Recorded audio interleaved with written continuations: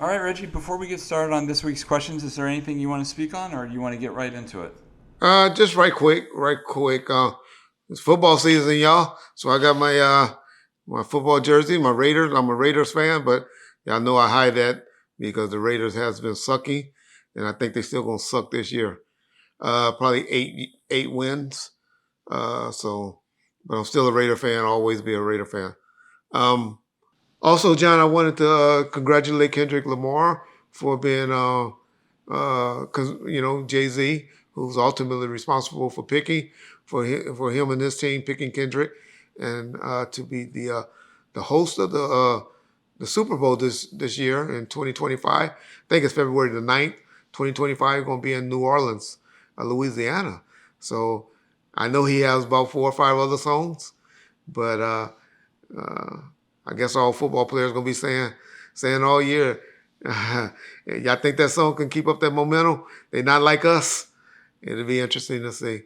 But I don't know. I still think Drake's catalog is bigger than Kendrick's. But y'all ain't gonna get me rooting against the Compton boy. So shout out Kendrick. Congratulations. Other than that, uh, let's get right into it, John. Okay, so over the weekend or last week, there was a pretty big uptick in the new wave of conspiracy theories. There was a video in particular that I want to kind of ask you some things that I don't know if they're accurate or not. I'm going to be unbiased and just quote you what this person said, and I'd like to get your thoughts on each little bullet point if you're okay with that. Okay. Okay, so this person that was interviewed is somebody that we know, who has a YouTube channel, but I don't know, what he has to do with this investigation. But the first little note that I wrote was that he said Greg Kading took the investigation over for the Biggie case after right after Russell Poole died. Is that accurate or no? Wait a minute, John. Wait a minute. I know you're not asking me no questions about snitch joke. I know his channel don't. He was he on another person's channel or something? I don't answer to people stuff that can only get 1,000, 2,000 views on their channel, and so if those are where the questions coming from, man, I'm not doing that. No, it's a video he did on another channel. They have like nearly like 1 million subscribers. Oh, okay. It actually it's getting some attention. That's why I wanted to address. Oh, okay. Okay. All right. Snitch joke. Somebody must be a comedy channel or some shit, because that's all he is a fucking comedian. But um, that's because he don't know what the fuck he's talking about. He say after Russell Poole died. Russell Poole died in 2015. For those of y'all don't know, Murder Rap. That whole investigative team was assembled. I think in 2007, 2008. Russell Poole that got kicked off the case by LAPD in like 2003 or 2004, if not sooner, maybe 2002, when they told Russell Poole to move on. So I don't know what he's talking about, where he gets that from. But Russell Poole, I don't even know when he retired.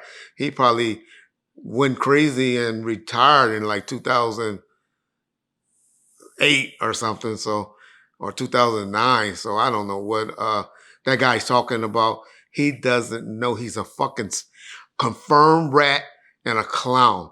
And so for anybody to even listen to him and take him serious is crazy. But hey, I know we need content for the week. And so if he's on a channel that got almost 1 million subs, then I'll respond to the questions. So go ahead, hit me up with it. But I haven't heard it or saw anything, so everything you say to me will be off the top of my head, because a couple of people have sent it to me. But to say I said and listened to it, I swear on my kids, I ain't listened to that clown because he's a clown to me. But go ahead, John. Okay.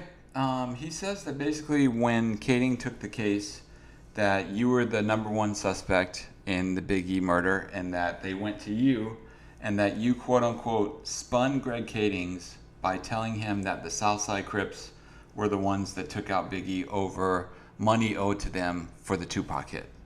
Well, when they came to me and was questioning me about it, that's what I believed. I honestly believed that from the time that Biggie died up until y'all had heard me say it, the time that I got a phone call from I'll say Teresa Swan, saying that they got me, Reggie, they got me. It's when I was like, whoa, Suge had you involved in that? Yeah. What? And that's the point when, yes, when I, found the other theory out to be possibly. But prior to that, yeah, I did believe it was Southside. But Greg Cadence and them came to me around the same time. They had a team following everybody around for 2 years prior to them coming to me or Teresa Swan or to arrest Keefe D and all of that. And so, yeah. So that just show you that he don't know what the fuck he's talking about. That's how it took place. But yeah, I thought Southside did it for the non-payment for Keefe D, is what I have always told. I did statements in the Vibe. If y'all go and pull up the Vibe article in like 1997, 1998, where I put that out. And so that's factual. Yeah. Okay. He then goes on to say that, so for Greg to then go and, try to get Keefe D, that they had to find him dirty.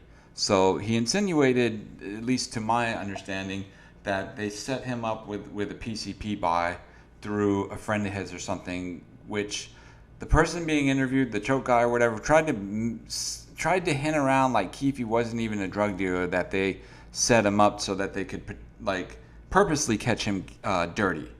Do you know of that? Well, everybody know, even by Keefe D's own admissions, what he was doing in the 90s. And then later on, in the early 2000s. But that's because they don't know. I wish, motherfuckers on the East Coast and New York stay in their own business. I'm not going to sit up here and throw more dirt on top of Keefe D. The man already got enough problems, but everybody know what he was doing. Everybody know. Even if you know the history of Little Rod, Roderick Reed, he's the one that throws out the, and put him on the track of the Poochie stuff. But we'll get into that later, I'm sure. But what can I say? Everybody know what Keefe D was doing back then, and he was a major supplier in the drug thing. But like I said, they arrested and went to everybody. I was the only one that wasn't doing anything dirty, and they came to me. They followed all of us around for a year or 2 years. They caught all of them dirty, except Reggie motherfucking Wright. And then that's when they came knocking on my door, like cool. But all the rest of those motherfuckers was in handcuffs that day. And they were placed in the back of the police cars. So that's because he don't know. Everybody don't know, but he's talking about Dirt Rock. Dirt Rock is the guy that was caught up in a ring. Y'all go and listen to the Corey Edwards. What happened to Corey Edwards, how he got arrested and stuff. You have to go really listen to the murder rap investigation or the book to understand what really happened. Anybody that really knows this stuff knows that people had got arrested, and detained and all of that. It's not like how you saying he said it happened, that they came to me and then they started arresting people. It's not how it happened. But that's because y'all listening to a clown, a certified known rat who his boy on internet is telling you. Ain't no difference from Memphis ever saying anything bad about me or Great Street. But he got people that's on his case that's telling y'all what happened. But y'all want to go and listen to this clown ass brat certified ass nigga. I told y'all remember he tried to say how he got the relationship with Suge. I talked to Suge. Nigga, I told you. If you talk to Suge, which I know is just an email, which any of y'all can do, y'all go on the website and look it up and email Suge and you get his information. That's all he had. But why he ain't been on this channel? He admits to always taping motherfucking phone calls. As y'all see how him and Gene Deal is arguing, because he admitted to taping Gene Deal phone calls and stuff. Man, if he had any phone calls with Suge, trust me, he would have leaked them by now. He would have put because he's a fucking clout chaser.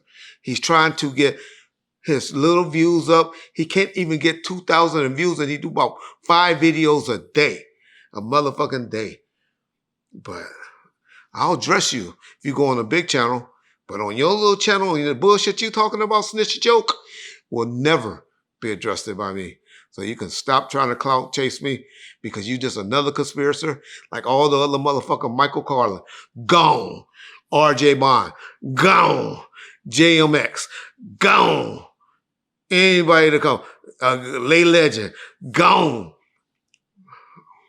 Anybody that comes after Reggie Wright, gonna be gone. Straight Game TV. When the last time y'all seen that nigga upload something? He won't be uploading shit for another 10 days with his bullshit. And he still can't get over 5,000 views on his channel if he ain't talking about Reggie Wright. But I know that's your agenda. But whatever this new channel is that you got going on, that's who I'm responding to, not your bitch ass. But go ahead, John. Sorry. No, no. I have a lot to go through. I wrote down a lot of notes because things stuck out to me. So basically, during the chain of events, he says that. So what happened was that they got Keefe D with the PCP thing. They sat him down. And they said, "We know you killed Biggie," and he said, "No, we didn't. We had nothing to do with killing Biggie." And that Greg Kading essentially pulled down like a projector slide and said, "Well, we know you killed Tupac, and this is how you did it, and this is where people were sitting in the car, and this is exactly what happened." And this person being interviewed said, "Where else would Greg Kading know this shit happened unless Reggie Wright told him?" Well, because he's stupid.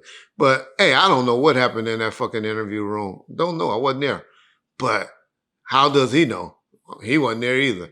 But I guess he watching a show. I think that was on Unsolved when they showed that part.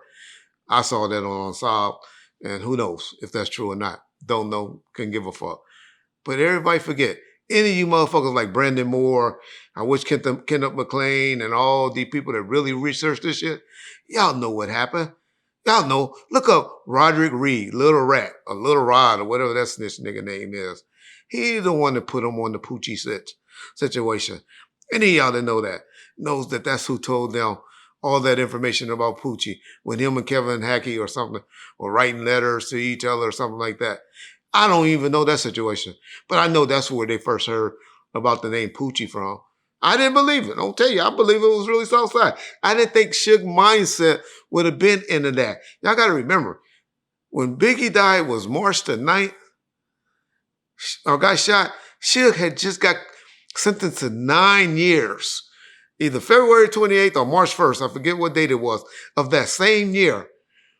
I couldn't imagine, or still maybe don't believe, that Suge mindset could have been there. He was in there fighting for his life in county jail, and then 9 days prior had just got sentenced to 9 years. Do y'all know, could understand how our lives was turned upside down when Suge got sentenced to 9 years? What people were thinking? No, y'all can't. Probably one of the worst days of my life, if you want to keep it real. Top 5. But hey, that's what happened. So that's what we believed at the time. If y'all go research it, y'all learn of a guy named Roderick Reed. He's the one that started writing letters, trying to get out of jail, trying to snitch to get out of jail, that had a relationship with Poochie. He's the one that also shot Poochie. If y'all know about the relationship with that, with him and Chin, when Chin got shot and Poochie got shot. That's where all of that comes from. Because he was an angry man sitting in prison on a PCP ring with the guy George Williams when they had got caught up. I'm not saying G did any snitching or not, because I know he did. He stayed solid. But that nigga Roderick Reed, y'all research that. No, SnitchNoJoke don't know about that because nobody talks about that. But the niggas that really knows about that. See, y'all can't come at me with this bullshit. Reggie knows all this real behind this shit. But like I said, I can give a fuck what y'all think about what Reggie did to Biggie fucking Small. It's just when you bitch ass niggas start putting my name with Tupac. It's the only reason I talk. But I had nothing to do with either one of their deaths. Okay, so to the best of our knowledge, then Greg Kading's got all the details on the Tupac situation from Keefe D directly. Would you agree or no? Yes, on the Tupac situation, that's what he got. Well, no. We all believe that. Everybody, only you motherfuckers on the YouTube and internet is the only one that didn't know what that retaliation was from. Y'all the only ones that, and y'all leave these white boys on YouTube and that fucking what's that nigga Oreo Frank Alexander and that got him bullshit from that steroid using Michael Moore and all that believe that Reggie or Suge or somebody had something to do with that. But niggas in Compton, they knew what happened. Everybody that's real, that's connected in LA area, they knew it was retaliation from a beatdown that happened in the MGM. It's only stupid motherfuckers that don't believe that. Only, but any real niggas, what rapper, game member, or anybody that have y'all heard on YouTube come and push some other bullshit? It's you motherfucking stupid ass motherfuckers in the comment sections, a few of y'all, not all of y'all, and motherfucking stupid ass YouTubers are trying to get some content. But where are all these motherfuckers at now? That's Keefe D shutting his ass in jail. Where they all at? We got this new motherfucker, this stupid motherfucker from the East Coast. They just mad because they ain't smart enough to solve the shit that happened to their hero. But go ahead, John. Go with your questions. Okay. Don't mean to be coming off on you or just something to get pissed. I know it pisses you off because for many years you didn't speak and people made up a lot of different things about you and accusations. So I do understand. But the next thing he says in the chain of events is that basically Greg Kading came back to you and said, all right, Reggie Wright, you lied to us. Keefe D didn't have anything to do with Big. And that you went and told Greg Kading, it was Poochie who killed Biggie. And he basically says that at that point, the Biggie case should have been tossed in the garbage because of a letter that Greg wrote, which we'll get to. First, I want to get your response to the other couple things, but then we get to the fake letter part. But what are your thoughts on him saying that, Greg basically came to you angry, saying you lied to us, Keefe had nothing to do with Biggie, and that you were the one who said, well, it wasn't Keefe, it was Poochie.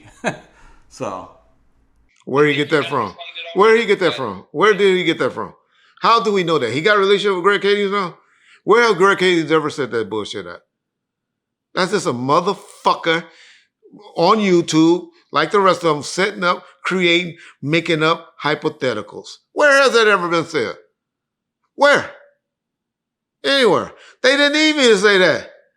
Once Keefe said what he had to say and Teresa Kwan said what they had to say, they knew what they were working with or what they were dealing with.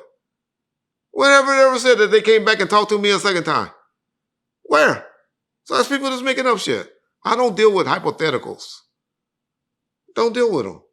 Y'all gotta hit me with facts. Show me. Where? Where that ever came up at? Okay, fair enough on that. But okay, so then he goes into, as Greg has stated, he wrote up a letter, a confession letter that was supposed to be from Poochie, saying what happened and that they showed it to Teresa Swan. Showed it to me too. They tried to present it to me too. Most people don't know that. And I laughed at them. But go ahead. Okay, so his whole thing is like, once Greg wrote that letter up, in his opinion, the case should have been tossed in the garbage because he said, how are you going to write a fake letter of admission on a dead man? That Poochie was apparently dead at the time. And he also said that Poochie never had an Impala registered. And that if you check DMV and all this stuff, there's never any proof that Poochie ever had an Impala. Well, like I always tell y'all, who's stupid enough to do a drive-by in their own car? I don't think Poochie was that stupid enough to do that. But My main thing is, so I don't know what car was used or who did it. I ain't never said Poochie used the car and all of that. But I guess he learned that when he got his law degree and learned what cops can do and what they can do from when he was a snitch and what people told him he can and can't do. A cop can do whatever the fuck they want to do to get an investigation, y'all. They call that a ruse. They can lie to you. They can treat you. They can tell you a nigga sitting over in the room next to you just told us, hey, Reggie Wright just said this. You better get down first. You better tell us first because Reggie just told you that. When Reggie could have been over there and said shit. So y'all stop listening. And I only do this shit mainly because, like I said, I only care about the Tupac shit. I only respond to this shit because I'm a 57-year-old man now. And I be trying to help you young motherfuckers. Because I watch 48 Hours and all of that. And see how you motherfuckers get in there and these cops be tricking y'all to run y'all mouth. If anybody ever listen to me, ever heard me say, I'll tell y'all, when y'all go to fucking jail, what to do. Shut the fuck up until you get an attorney. And you don't have to get smart and talk crazy to the cop. You just say, hey, officer, if I was your family member, if you was in my situation, what would you do, sir? That's all you got to say to a cop. If a cop will start beating and slapping and threatening you and all of that, he's no good for you no way. Because a good cop, or somebody that really just trying to get to the truth, he would just say, I can respect that. I hear you, young man. And you just ask him, your son, somebody you love, was in my position right now that you saying I'm in, what would you do? I'm asking y'all. I'm trying to teach y'all. I know all of y'all think y'all smarter than everybody else and can talk y'all way out of everything. Man, they only got to catch you in one lie, one mistake before they really believe you guilty of that crime. So shut the fuck up, y'all. Please. If y'all ever get in the box, hopefully y'all won't. Or in trouble. I don't know, y'all don't know what the box means. Do this favor. Think about Reggie Wright when Reggie tell y'all. Be quiet. You ain't got to pick an argument with a cop. You ain't got to start this. Let's say, officer, if you or somebody you love was in my situation, what would you do?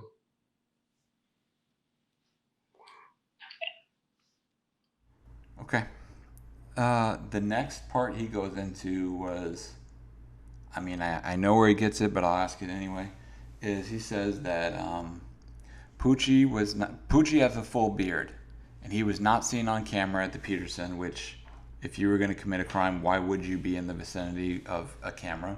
But that David Mack, Kevin Gaines, and Perez were seen at the Peterson Museum, and he basically states that Layla Steinberg was quoted as saying she saw them there, and that some other death row people, which he didn't. He just watches stuff, but he doesn't remember. It was Joe Cool who said, "Oh, I think he was there," whatever.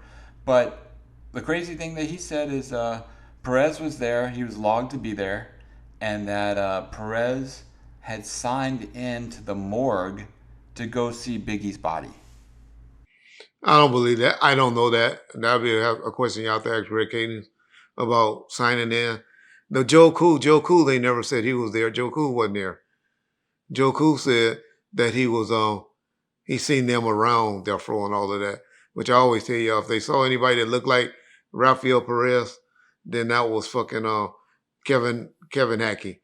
Because those motherfuckers got the same type of hairstyle and that Puerto Rican look to me.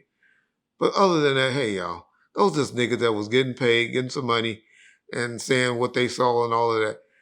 But okay, if they were around, if they were groupies and fans or whatever, did that make them killers? I don't know. I don't care. I don't know what y'all don't understand. I can give a fuck about what happened to Biggie Small. All I just say, Reggie motherfucking Wright had nothing to do with Biggie Small. That's all I can say.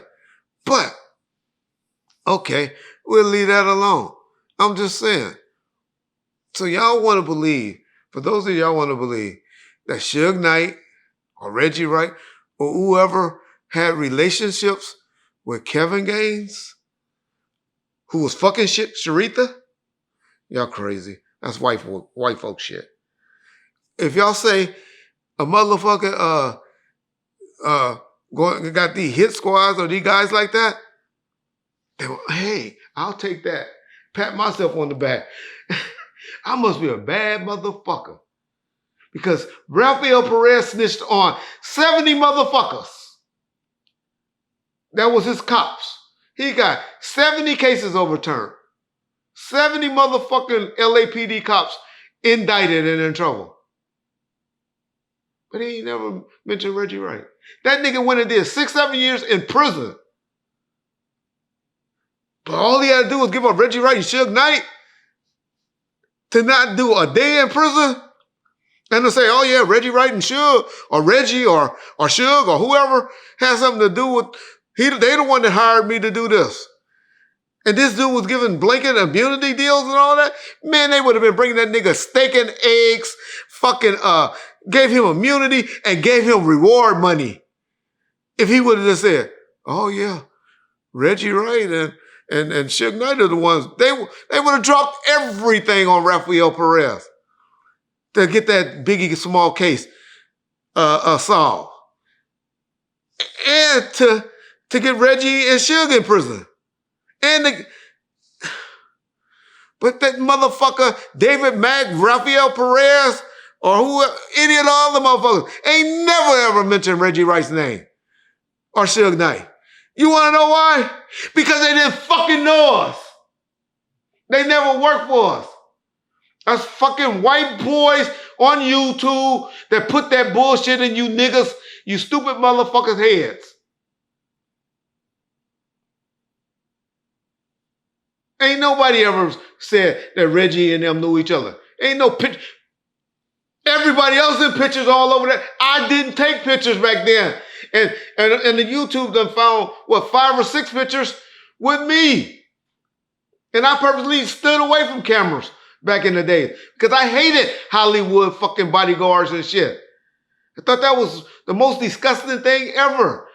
Bodyguards and stuff taking pictures with their clients and stuff. But y'all ain't never caught these niggas nowhere on cameras anywhere around? Okay.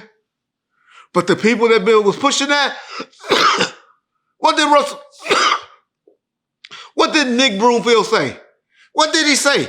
He did a motherfucking article in the Rolling Stones. Everybody forget about that. In 2023, November, I got it wrong.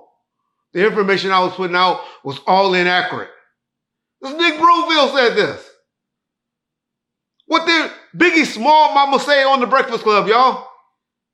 What did she say? 97 to 98% of what Murder Rap was reporting, she believes, she knows to be accurate. Do you know right now if you take a fucking DNA test on you, who you think is your mama, not your daddy. Well, maybe your mama might be 100%. But your daddy, that is your daddy, it's only going to come back to 98 to 99% that he's your daddy. But this is what a lady that has nothing but love for her son is saying. But y'all want to listen to motherfuckers on YouTube that was probably, I don't know where that broke nigga was at that time. That now he just popped up and figured out a way to make some money on YouTube and pushing that bullshit. Y'all go ahead. Y'all keep listening to that motherfucker. Y'all keep listening to motherfuckers like that. But this is the last time I'm going to address this motherfucker.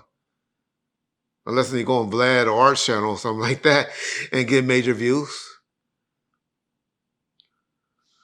But on his little bullshit ass channel, y'all not getting no more responses from Reggie Wright. Okay, so the next thing he says is that, you were always with Suge, and that coincidentally you were not with Suge at the MGM fight, and that you told security not to carry guns. Okay. Well, we played some audio recently that showed y'all. It wasn't Reggie that told y'all. But yeah, Reggie was there and Reggie didn't object to it, so I guess I'm ultimately responsible. But it was the attorney that suggested that, George Calise. And he explained why. And Frank Alexander on a YouTube channel that he did an interview with said it was George Calise that told him that, not Reggie Wright. But I'll take it because I'm ultimately responsible. So that's good to show y'all how information travel, get third hand, and then it gets brought back in correctly.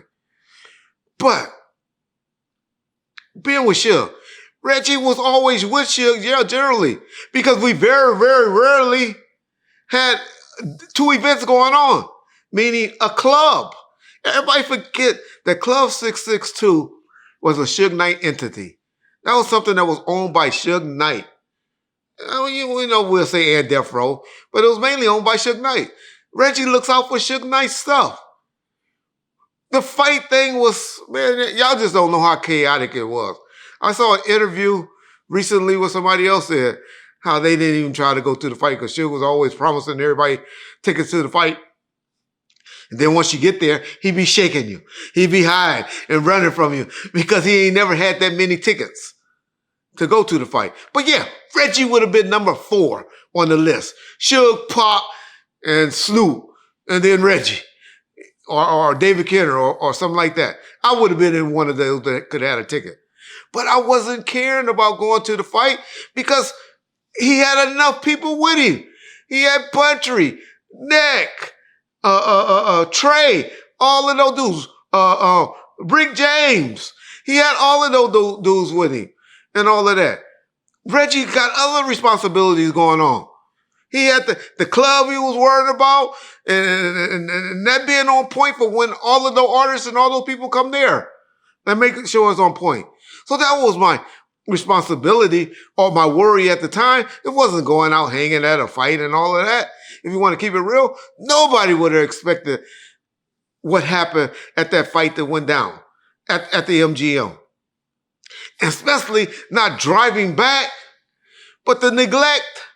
It has always been. I know y'all got that gap-toothed motherfucker and all of them out there talking about Suge called and asked me for 5 guards and all that. Suge's a motherfucking lie if he called and even told me anything went down at the MGM. He's a motherfucking liar. And ain't nobody called me. I wish they would have, but I'm glad they didn't. Because you know why? Because I would have been like, okay, we'll talk about it when y'all get to the club. Would have never, ever thought that bullshit that happened would have went down that particular day that soon. Nobody retaliates that quick. Y'all ain't never heard of any gang thing that retaliated within hours of a beatdown. Very, very rarely happens, especially in Vegas by some out-of-towners. But it happened. But we would have never expected it to happen. And I know if they would have told me that would happen, I wouldn't have went and took 5 or 6 guys from the club where I know everybody going to come that need to be on point and go and run around and secure them. When you got 10 gang members, you know, all those guys that we all talk about that's so tough and all of that, you know, all the mob and power rules and Big Psych was there or Edie was there. No disrespect to any of them. Just saying, the shit would have happened. Would have happened. If Fatal was there, okay. So now Neckbone, Buntree, and Trey, and K-Dub, and all of them are busters now. Man, they got caught with their pants down. Y'all got to get that through your head. It happens. I know y'all don't want to believe that, I forgot Superman, Tupac, nothing would have, ain't supposed to happen to him. He's a man, he bleed, put his pants on, just like you motherfuckers bleed and put your pants on. Y'all got to get that Superman mentality about Pac out of your head. Shit happens. Just like Rick Ross got punched in the mouth. Shit happens. Where we fucked up and looked soft at is because we didn't retaliate immediately. And when I'm saying that, I'm talking about the team, the death row. Because after that shit happened, nigga should have been, which Buntry did do, and whoever was with him that night, they went and they fired shots. I know y'all got Snitch Rue over there saying that he don't know nothing about it. That's because Snitch Rue and his brother didn't fuck with each other like that. I know. I seen the gunshot and the bullet hole in the car.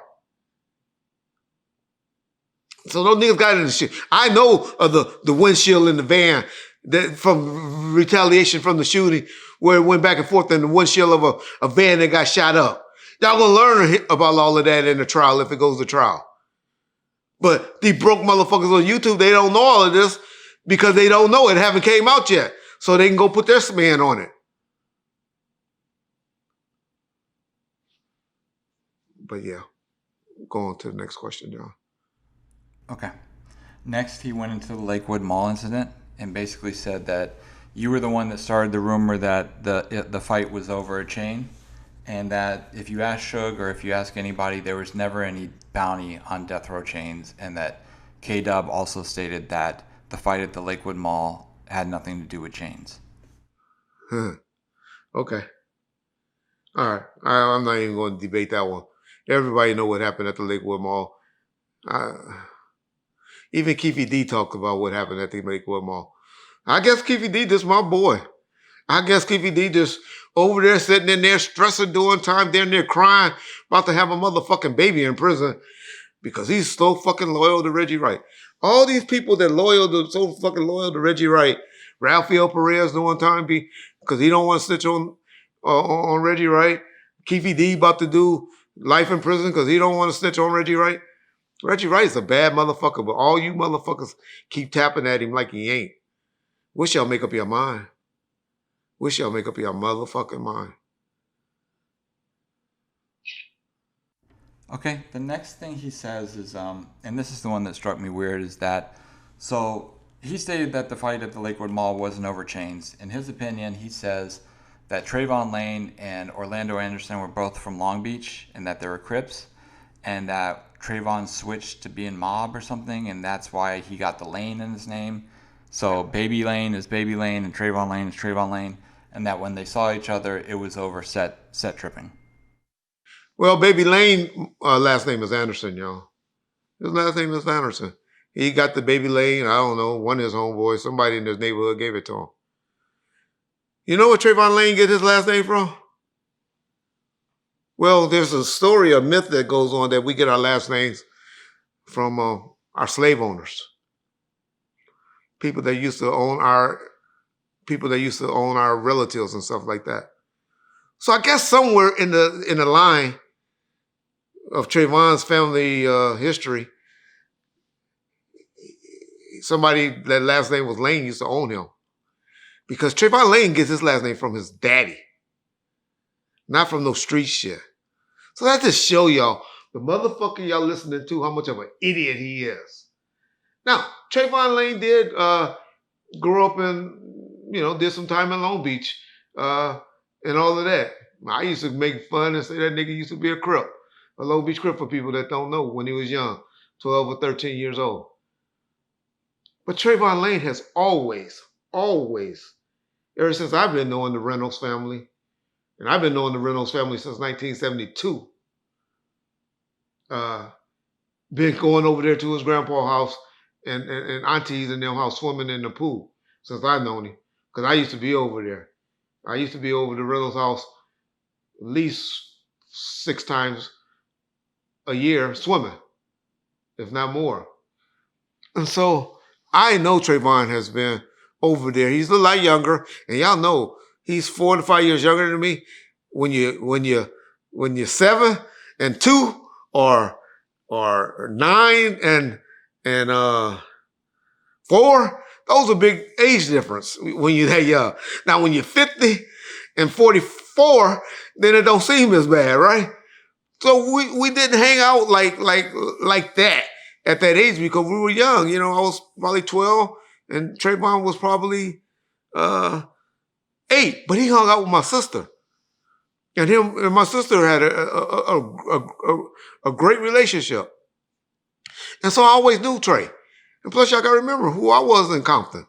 I was a cop or in a jailer in Compton since 1984, 85. And so and my dad was Reggie, who y'all know how people speak of Reggie, in the city of Compton. So we had a great respect and relationships with pretty much everybody, especially in the area we grew up with. Somehow we knew each other. And then my family come from the projects, Imperial Courts housing projects, where most people from Compton came from one of those projects, either the Nickerson Gardens, the Imperial Courts, or the Jordan Downs. And so that's why everybody kind of knew each other in the city of Compton and all of that. Because of our parents and their history, going to L.A. Jordan or Compton High School and stuff like that. So I don't know where he gets that from. I don't know why he want to put... That's just because I hate the guys like that. It bothers me that y'all allow people like that to insert themselves in the situations they don't know about. Y'all don't hear me go over there talking about Mano and anybody in New York and stuff like that. The only reason I talk about Biggie is when y'all bring my name up about Biggie and stuff like that. I don't talk about Jay-Z and Rockefeller or the Ja Rule disc and all of that. When 50 Cent dissed Ja Rule on the stage at the concert, right in his face, while Ja Rule on the stage, I don't get in all of that because I don't know about it. I don't know the history behind it.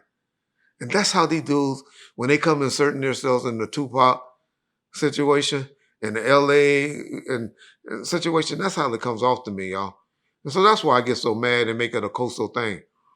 But I got just as much love for people that's on YouTube from the New York and the East Coast as I do for people on the West Coast. But that's why I talk how I do, because it's disappointing for a guy from Compton, California, to go and be talking about Utah business. That's how I look at it. Or Iowa business.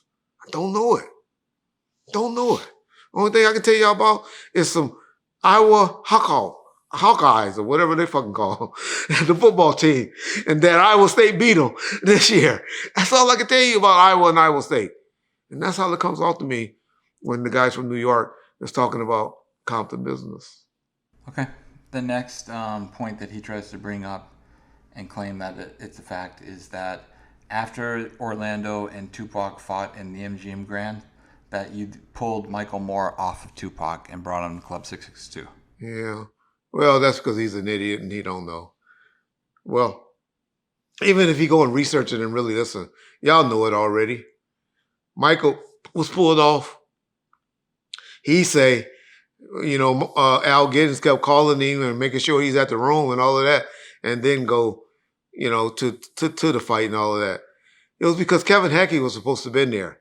Nobody knew that Hackey didn't show up or wasn't coming. Everybody was just coming into town that particular day. To be honest, they didn't really have to be there until 6 o'clock, meeting the bodyguards and stuff like that, meeting Kevin Hackey.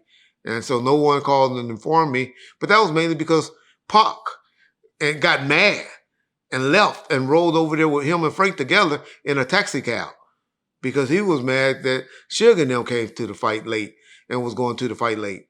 And so y'all don't even know that history, but the ones that really knows this. But Michael Moore was not scheduled. His schedule was to be working at the club. I like Michael at the front door, because Michael was a no-nonsense type guy. Didn't have to hear about all of that, everybody trying to get in free. Yeah, I don't know. That's what happens at a club like that. Everybody was showing up to the club. I know Suge. I used to have to keep Suge away from the door. Because when he go to the door, everybody be trying to, Suge, let me in. I don't know. $75 was a lot of money back then to be coming out. When Suge had a way of making everybody think they was his best friend. And so everybody thought they should have been getting in free.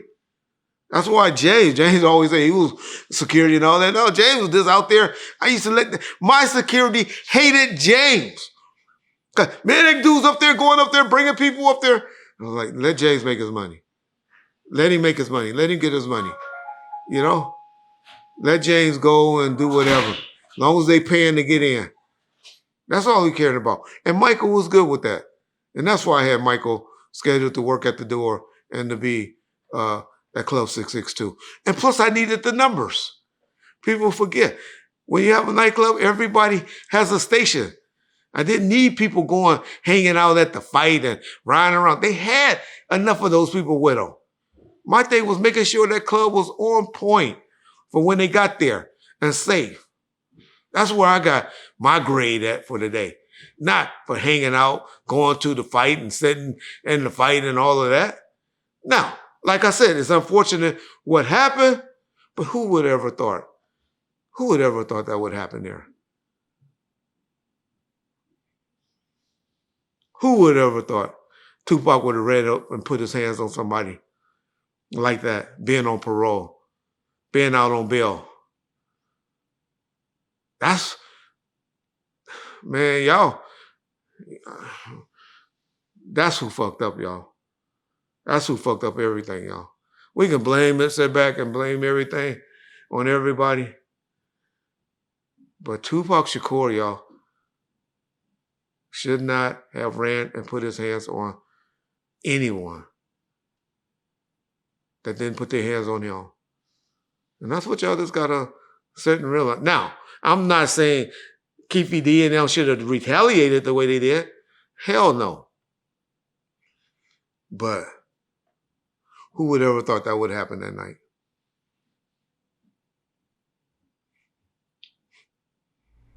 Okay. The next thing that he states, and we all know that part of this happened, was that when Tupac and Suge were heading to the club, that they got pulled over by some bicycle cops for their music being loud. But this Choke guy says that the cops searched Suge's car when they pulled him over to ensure that he had no guns on him. They didn't even go in the car. All they did was they was on bicycles. They pulled him over for loud music, and Suge didn't have plates on the car. The car had 700 miles on it, and 350 of that miles came from driving to Vegas and probably driving around there. So that's probably another 450 miles on it, on the car. Suge had always like that. Suge customized. Before Suge got in his cars, after he drove them for a day or two, he would send them straight to the shop to get nice sounds in his car and to get and the amplifiers and to get them put on rims. That was Suge M.O. He wouldn't drive no car around on stock rims or nothing. Okay. But Suge also has another thing that he didn't like to do. And most people don't back then, still to this day. What you don't like to do? What is the one thing people hate doing when they get a new car? And always the time when you have to decide to do. When to put the motherfucking license plates on the car. And so the cop asked me, where your plates at? Where the plates? All Suge did was got out of the car, opened his trunk, and showed them the license plates. Cop didn't issue them no tickets, didn't do anything. Sent them on, told them turn the music down, and send them by their happy way. That happened about a mile and a half away from where they eventually laid and got shot. Do y'all know how long it takes to move a mile? See, y'all have no idea. I wish y'all did and go. Maybe the next time they have I don't even know if Super Bowl could show the amount of traffic that was done in Vegas during that time. The only thing I ever seen that on a Mike Tyson fight night that had that type of traffic was All-Star Weekend. And I know a lot of y'all can relate to that. But for you old heads that had money that went to All-Star Weekend, y'all know how hard it was to move up and down Vegas Strip on All-Star Weekend? Well, that's how it was in 1996 in Vegas, when the traffic lights and all of that wasn't even as good as they are now. You know what I'm saying? With the automatic lights and all that. We didn't have all this technology that y'all had. It took probably 30 minutes to move that mile and a half on the Vegas Strip. So y'all got to say, well, why they didn't go the back way? Why they took that route? Well, y'all got to understand, Suge and Pac and all them was all about flash. That was the image. They were being flashy. and showing off, pulling people, pulling that trail van that they had behind them. If there wasn't at least 10 or 15 cars trailing them when that shit happened to pop, I'll be surprised. Why do y'all think those 10 or 15 cars were following them to the club? Well, I told y'all earlier how much it costs to get in the club. And so the goal was to try to get in with Suge, to walk in with that entourage so you can get in the club for free. You ain't have to wait in that long-ass line that was down the block trying to get in the club. So my point is, y'all, my only point is, he wanted to make it like a setup with cops and all of that. Nobody could have figured out. If it was anybody was going to do a hit, they would have did like Keefe D and them said that they would have did. Wait until those niggas pulled up in the parking lot. There wasn't nobody thinking about doing no hit there. Those niggas got lucky. It was just Tupac's time to go, y'all. They got lucky.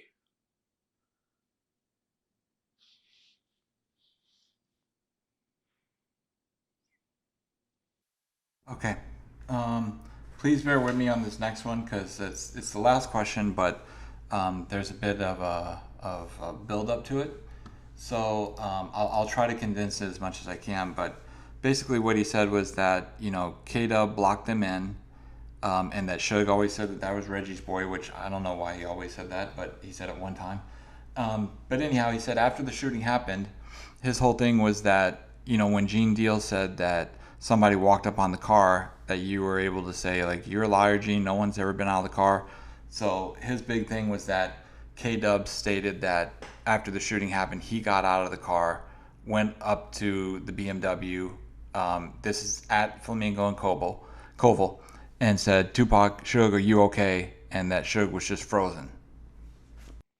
I never heard that segment. I heard when Suge said that Reg boy K-Dub, which y'all know.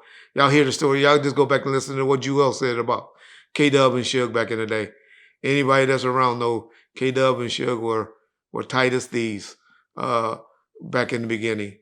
And Kevin, I know a lot of Kevin Woods catch a lot. K-Dub, I'm sorry for saying you in the government name, but K-Dub catch a lot of heat because he and Snoop are close now. But that's K-Dub. K-Dub is one of those dudes y'all see at the like this video. K-Dub is always around. He just has that type of mannerism. But he mainly around Snoop and them and Death Row and always wearing Death Row merchandise and stuff like that because he has a relationship and he's making some money working with John Payne, the guy that was for the last 10 or 15 years, if not longer, that was kind of running or having a lot of say-so with E1 at with Death Row stuff because he was the engineer that was hired to secure all the music and knew where everything was at.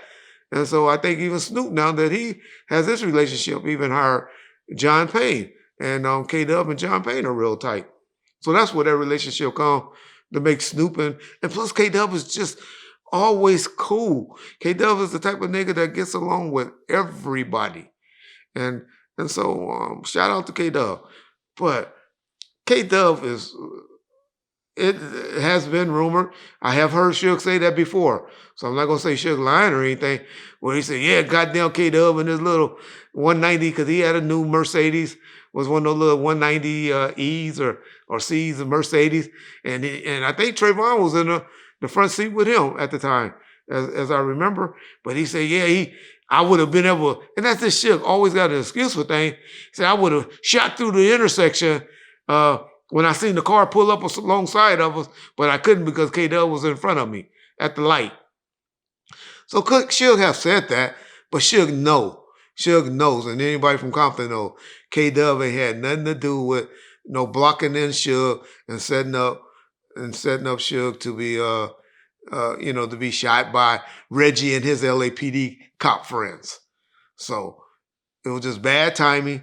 It's just what happened, and that's all that happened. But for that clown to be trying to say that. Now, the part of them saying getting out of Koval and Suge looking frozen and all that, I have never heard that. I have always heard Suge always said the reason that he did a U-turn and didn't go towards the hospital or whatever was because he was trying to get back to the area where the cops had just pulled him over at, because he was just trying to get back to the strip and get back to that area so he can get some medical attention for himself, who was bleeding from the head, and for Pac. So he was just trying to get back to safety. Some people would say, well, he should have been trying to get to the hospital. Well, yeah, and Suge probably knew where the hospital was because, Suge had been out there in that community for about 3 or 4 years playing football. And so he knew Vegas very well. But, hey, I ain't never been shot before. I ain't never seen somebody sitting in the car bleeding from me that I love and have a relationship with and all of that, and myself bleeding from my head and just been shot at. So I don't know what the fuck I would have did. So I don't blame Suge for that, for whatever people for those of y'all say, Suge should have been trying to get straight to the hospital or did this or did that, or for him to try to insinuate like Suge froze up or anything like that. I honestly believe, like I said, he's researching and getting this from when they was talking about when the police, they got pulled over and they finally, the car finally went flat or whatever, is that when Suge has always said they had a hard time getting the door open and he had to go over there and pull the door open because they didn't know how to open the door. But that's because I heard it was always jammed or something like that. But hey, I don't know where the guy going, what he's trying to insinuate, but I can vouch and I know for a fact K-Dub ain't had nothing to do with no setup or working with no Crips or nothing to try to, or no police or Reggie or Sharitha or whoever y'all want to say, to box Suge in is what he's trying to insinuate. And it's unfortunate that a fool is out there rehashing all of this bullshit that's been debunked. But hey, I guess the DA is putting his reputation on the line. I guess this deputy DA is putting his reputation on the line. And I guess Keefe D is sitting there being a pawn for everybody because stupid motherfuckers on YouTube that probably ain't got $1,000 in his bank account right now that's sitting up here sprunging out bullshit on YouTube and all of that, and people want to listen to, because all of the educated people and all these people that have all the evidence just don't know, and everybody is so scared of Reggie Wright or Suge or Rafael Perez or whoever else, will be my take. Hey, but I guess it ain't no story if you can't make up shit. Don't sound good for facts. But hey, Biggie Small Mama say what she believe. I know stupid ass Billy Gordon probably have a different view or so, but I bet you Seth believes. I bet you when all this said and done, and Keefe gets sentenced, Seth go and make her statement, and I bet you everybody will be saying, Pac finally got his justice. And then where are all you motherfuckers going to be? Or y'all going to give all the little hundreds of dollars y'all made off of YouTube back for pushing all this bullshit? All the documentaries that was done that people made off of this bullshit? Are they going to give the money back, or are they going to be held accountable? Unfortunately not. It's just bringing people names and reputations to some bullshit. It's unfortunate, but I'm going to end it there.